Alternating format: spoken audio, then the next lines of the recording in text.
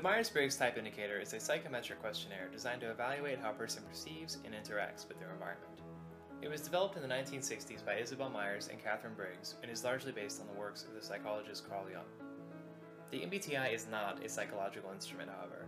It is not employed by professional psychologists, and neither of the women who created it had a formal scientific background. It has been heavily criticized by the academic community for being overly simplistic, non-empirical, and downright misleading.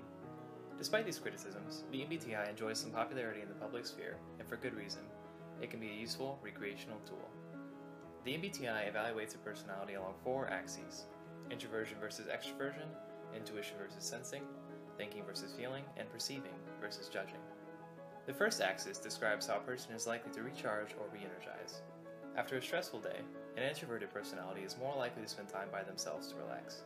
By contrast, an extroverted personality is more likely to seek out the company of others. The second axis describes how a person gathers information.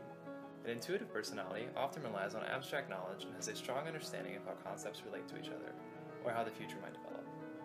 Comparatively, a sensing personality is strongly rooted in the present and sees the world more concretely.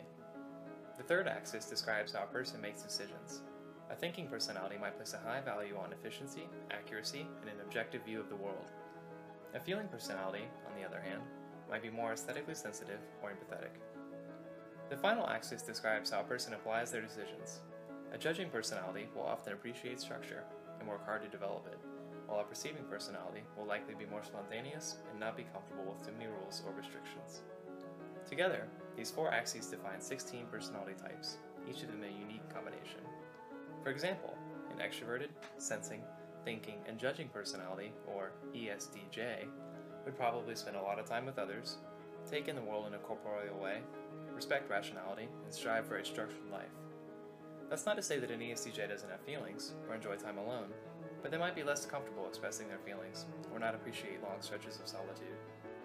The MBTI is a messy system that has many flaws, but a basic comprehension can be helpful for grasping how some people are different, the same, or a little bit of both.